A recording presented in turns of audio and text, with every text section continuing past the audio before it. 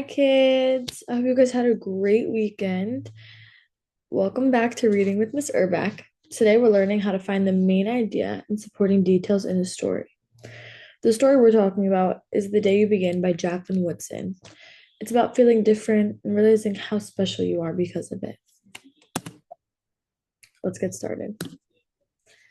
All right, here's our goal for today.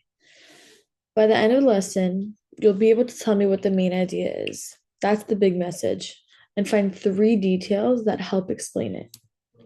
When we find the main idea, we understand what the author really wants to teach us. Okay, before we start, I want you to think about something. Have you ever felt nervous about sharing your ideas or felt a little different from other people? Yeah, I think we've all felt that way at some point. I know I have. That's exactly what The Day You Begin is about. It reminds us that being different is what makes us amazing. Here's one of the first lines from the story. There will be times when you walk into a room and no one there is quite like you. You can read that a couple of times in your head if you need to. When I read that, I think, the author is showing how it feels to be different. So, the main idea here is that everyone feels different. Sometimes. Let's look for details, little clues that support that idea. The first clue that I found was the student walks in by themselves and then the second clue is they notice everyone around them looks different. Those details help me understand what the story is really about. Now, let's try one together. Here's another part of the story. The kids start telling stories about where they're from and what makes them unique. I want you to think, what's the main idea here? So, our choices are A, everyone is the same, B, being different makes us special, or C, school is boring. You got it, it's B. The main idea is that being different makes us special. The details that support that are the kids share personal stories and the teacher encourages everyone to listen and celebrate those differences.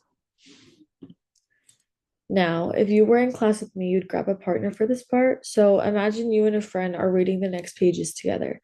You'd find out your graphic organizer, whichever graphic organizer you like the most, and that you're able to understand the most, and you just want to make the main idea and then three supporting details around it. So you can either make a bubble, and then in the middle, you could write main idea, and then around it, you can do like three lines coming out of it and write the three supporting details.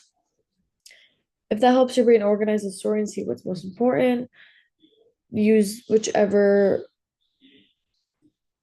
organizer that works best for you.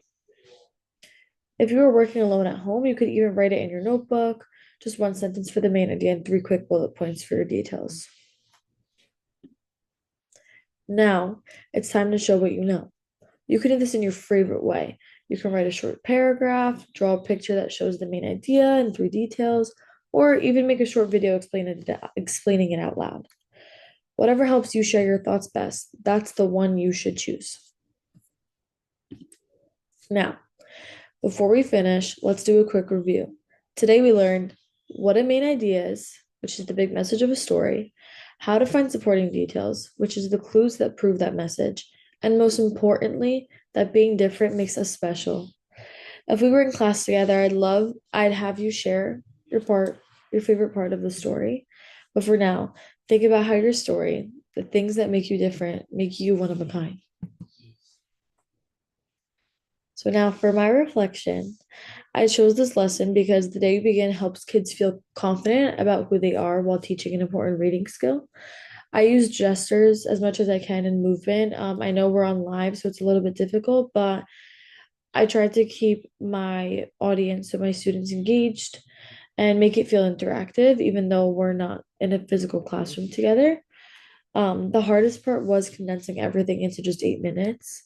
But for micro teach number two, I plan to include even more moments where students could respond or move to keep it fun and active. And that way kids can feel like it's not just a classroom where you have to sit down and just listen to the lesson.